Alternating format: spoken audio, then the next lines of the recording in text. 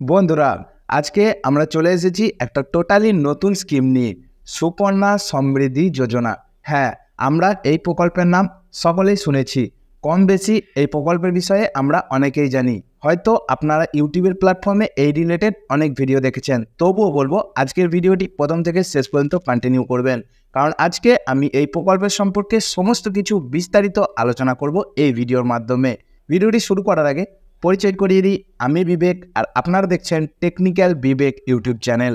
চলুন বন্ধুরা, শুরু করা যাক। বন্ধুরা, আপনার বাড়িতে যদি একটি কন্যা সন্তান থেকে থাকে, তাহলে আপনি অতি অবশ্যই সুকন্যা সমৃদ্ধি যোজনায় আপনার নাম অবশ্যই নথিভুক্ত করুন।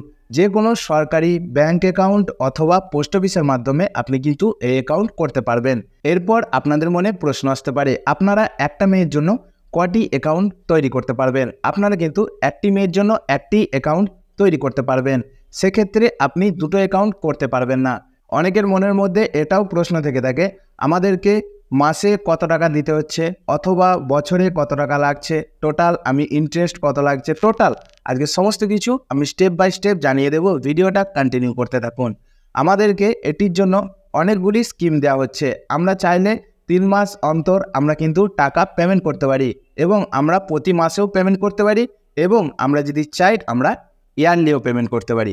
এটা কিন্তু আমাদের উপর ডিপেন্ড করবে। কিন্তু এই স্কিম আমাদেরকে কত বছর চালাতে হবে? আপনি এই স্কিমে উইথড্রল করতে পারবেন 21 বছর পর।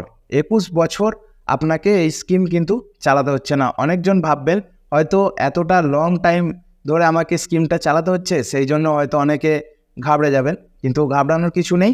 আপনাকে 21 বছর চালাতে হচ্ছে না, আপনি 15 বছর এই স্কিমটা চালাবেন।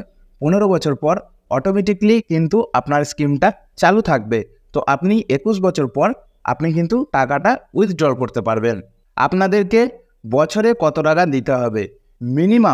মিনিমাম সব থেকে কমপক্ষে আপনাকে বছরে 250 টাকা জমা করতেই হবে। আপনি যদি এই অ্যামাউন্ট জমা না করেন, আপনার অ্যাকাউন্ট কিন্তু ডিঅ্যাক্টিভেট হয়ে যাবে। আপনি যদি মান্থলি জমা করতে চান, আপনি সেক্ষেত্রে অনেক স্কিম পেয়ে যাবেন। যেমন আপনি 3 মাস অন্তর যদি জমা করতে চান, তাহলে আপনি 3000 টাকা জমা করতে পারেন, অথবা মান্থলি করলে আপনি সেক্ষেত্রে আরও স্কিম পেয়ে যাবেন। তো আপনারা এইভাবে কিন্তু জমা করতে পারেন। আপনার সুবিধার্থে আপনার যে স্কিমটা সুবিধা হবে সেই স্কিম অনুযায়ী আপনি কিন্তু পেমেন্ট করতে পারেন। এই স্কিমে আপনি কিন্তু বছরে 1.5 লক্ষ টাকা পর্যন্ত জমা করতে পারবেন। এরপর অনেকের মধ্যেই প্রশ্ন থেকে থাকে, কত বছর বয়স হলে এই অ্যাকাউন্ট আমরা চালু করতে পারবো?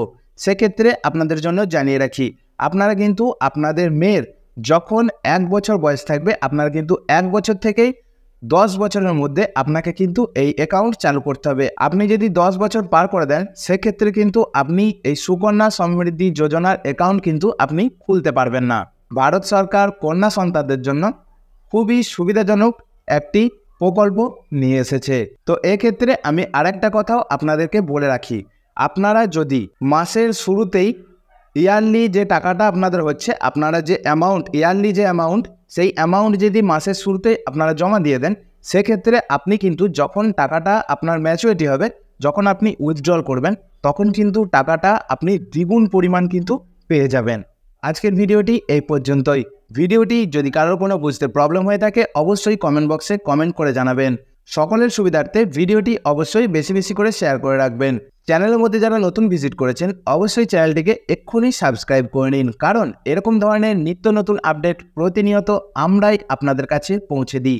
ফেসবুক পেজ থেকে যারা ভিডিওটি দেখছেন, পেজটিকে ফলো করতে ভুলবেন না। দেখা হচ্ছে পরের কোনো নতুন আপডেট নিয়ে। সেই পর্যন্ত ভালো থাকবেন, সুস্থ থাকবেন।